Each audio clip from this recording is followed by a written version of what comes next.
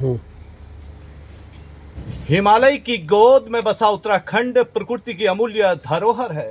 इस धरोहर के आंचल में एक से बढ़ के एक पुरुष जो कि लोक कल्याण के लिए कार्य कर रहे हैं, जिनका सतत प्रयास है कि समाज का उत्थान हो और समाज आरोग्यवर्धक रहे, कहीं पर कोई रोग न हो। ऐसे ही कर्तव्य में कुशाग्रता, मन में एकाग्रता एवं आचरण में बहुत ही शुद्ध पवित्रता एवं आध्यात्मिक विचारधारा के धनी गोत्र क्रांति के जनक इस उत्तराखंड की धरती पर हैं प्रदीप भंडारी जी, जो पवलगढ़ में अनेक असाध्य बीमारियों का इलाज करते हैं। देश और दुनिया में बड़े समर्पित भाव से लोक कल्याण को दृष्टिगत रखते हुए आप जो है लोगों का उपचार करते हैं, लोगों को आरोग्य रहने के लिए अनेक विद्याएं, अनेक शिक्षाएं इस भूमि से प्रदान करते हैं। इसलिए पवलगढ़ की यह भूमि अपने आप में अद्वितीय एवं पवित्र है। आइए मिलते हैं पवलगढ़ के गौक्रांति गोत्र, जिसको गोमूत्र कहा जाता है, आध्यात्मिक भाषा में गोत्र कहा जाता है, गोत्र क्रांति के जनक प्रदीप भंडारी जी,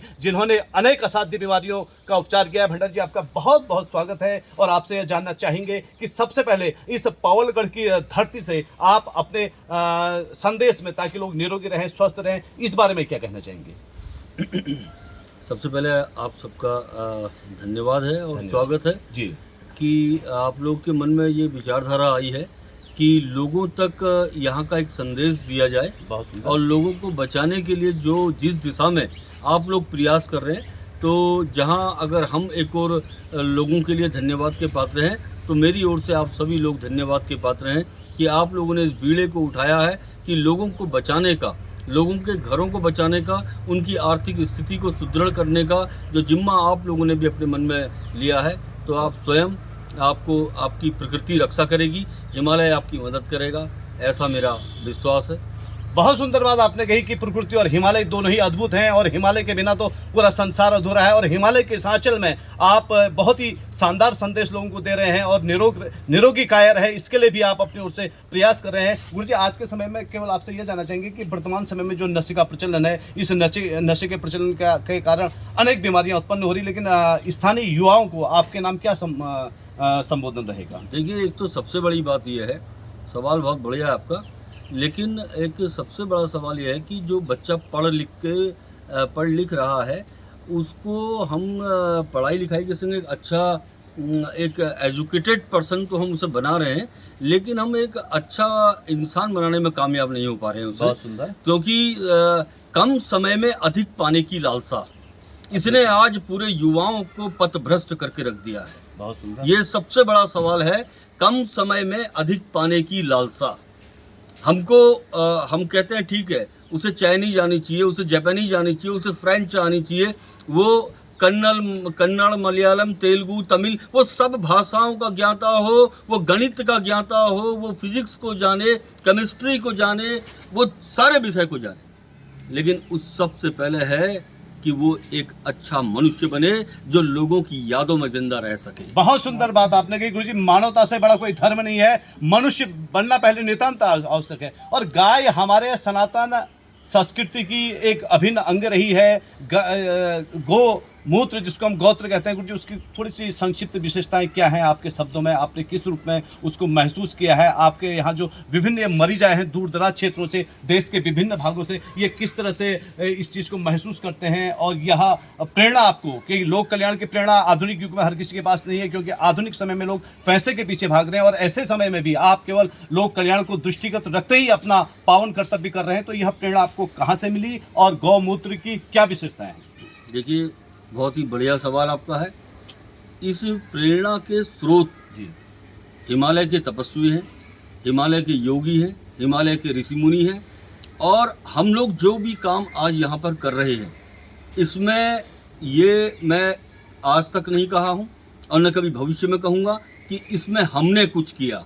हम इसको करने लायक अपनी हैसियत भी नहीं समझते हैं। ये सारा का सारा इसका मूल स्रोत और इसके मूल प्रणेता हिमालय के योगी मुनि ऋषि तपस्वी रहे हैं, जिनकी गोद में बैठकर हमने कुछ अंशों को लिया है और वो अंश आज लोगों के काम आ रहे हैं। इसमें मैं ये कहूँ कि मेरा कोई बहुत बड़ा रोल है, मेरा इसमें 0/0 भी रोल नहीं है। मैं इसका पूरा श्रेय और यहाँ जितने भी लोग आज तक ठीक हुए हैं, इसका पूरा श्रेय हिमालय के उन योगियों को देता हूँ, उन तपस्वियों को देता हूँ जिन्होंने लोक कल्याण की भावना से और लोग जल्दी ठीक हो जाएं, उनका घर बचा रहे, उनका बच्चा बचा रहे, किसी बेटी का पिता बचा रहे, इस भावना से जिन्होंने हमको यहाँ पर भेजा, ये उनका उद्देश्य को हम पूरा करना चाहते हैं। और हम कितना पूरा कर पाते हैं ये हमारी आदतों पर, हमारे व्यवहार पर, हमारी मानसिकता पर डिपेंड करता है। तो मैं एक ही शब्द कहूँगा कि हम शायद इसके लायक नहीं थे, लेकिन ये आशीर्वाद, ये इसके प्रणेता वो सारे संत ऋषि मुनि हैं। मैं उनको सबको, हिमालय के तमाम साधुओं को इस भूमि से प्रणाम करता हूं। बहुत सुंदर बात आपने हिमालय की भूमि में, हिमालय के आंचल में जो ऋषि मुनि हैं उन्हें प्रणाम किया। गुरुजी, आपके इस आश्रम में एक आध्यात्मिक की अलौकिक छटा दिखती है, आपके वहाँ यज्ञशाला भी दिखती है। क्या इन उपचारों में यज्ञ का भी कोई महत्व है? बहुत बड़ा महत्व होता है। देखिए, कोई भी ये जितनी भी जड़ियाँ होती हैं जी, ये इनका एक बहुत बड़ा एक समय होता है, कब किस चीज़ को तोड़ा जाएगा, कब किस चीज़ को नहीं तोड़ा जाएगा, एकादशी में क्या होगा, पूर्णिमा में क्या होगा, अमावस्या में क्या होगा, और अमुक अमुक चीज़ों को अलग अलग आहुतियों के साथ उनका प्रयोग किया जाता है। और ये जो धुआं उठ रहा है, ये जो धुआं है, ये सामान्य धुआं नहीं होता है, इसमें ऑक्सीजन का परसेंटेज ज़्यादा होता है। अच्छा। और उस ऑक्सीजन के ज़्यादा परसेंटेज होने से उस जगह में जितने भी लोग आते हैं वो अपने को प्राणवान और ऊर्जावान महसूस करते हैं। ये इसकी प्रमुख प्राथमिकता होती है। इस पर अमेरिका में और कई सारे देशों में लगातार रिसर्च जारी है, और जिन रिसर्चों ने ये साबित किया है कि भारत का आयुर्वेद और भारत की संस्कृति ये विश्व की उन प्राचीनतम संस्कृतियों में रही है कि जिस संस्कृति के आधार पर आदमी, सिर्फ आदमी नहीं, एक इंसान, मनुष्य और एक स्वस्थ मनुष्य के रूप में सामने आता था, जो दीर्घायु होता था। आज इन्हीं रिसर्च के माध्यम से लोगों की समझ में और आज के विज्ञान के विद्यार्थियों की समझ में ये सारी बातें लगातार आ रही हैं। बहुत सुंदर बात आपने बताई कि यज्ञ का भी अपना अलौकिक महत्व है। मैं अपने कैमरामैन से चाहूंगा थोड़ा यज्ञ कुंड की ओर कैमरा घुमाएं, क्योंकि इस यज्ञशाला का बड़ा ही अद्भुत महत्व है और यज्ञ के द्वारा ही रोगों का निदान होता है। यह अपने आप में अद्वितीय है और अलौकिक है, और कुल मिलाकर के यह अपने आप में अद्वितीय है। और वैसे हो योगेश भाई, अब आप थोड़ा इधर, बहुत ही अद्वितीय है और यज्ञ के महत्व पर आपने विशेष रूप से प्रकाश डाला, क्योंकि यज्ञ हमारी सनातन संस्कृति का बड़ा आधार स्तंभ है। और यज्ञ के बारे में तो यज्ञ को देवता भी कहा गया, यज्ञ को बंगला विष्णुवनिता, विष्णु शंकर भामनी, बहुला वेद माता, जो महाविष्णु पुरुषरूपी, महामतस्या, महाकुर्मा, महावारहा रूपणी, नरसिंह प्रिया रम्या वामना, वधु रूपणी, जाम दग्न स्वरूपा चौरामा, राम प्रभु जी अर्थात जिस यज्ञ की प्रभु श्री राम ने भी पूजा की, यज्ञ का इतना बड़ा सनातन महत्व है, उस यज्ञ पर आपने विशेष रूप से प्रकाश डाला। आपने प्रदीप भंडारी जी, पवलगढ़ की धरती से राष्ट्रीय न्यूज चैनल लाइव टीवी समाचार के लिए मैं रमाकांत पंत, बहुत बहुत धन्यवाद भंडारी जी, आपने अपना अमूल्य समय हमें प्रदान किया। धन्यवाद। धन्यवाद।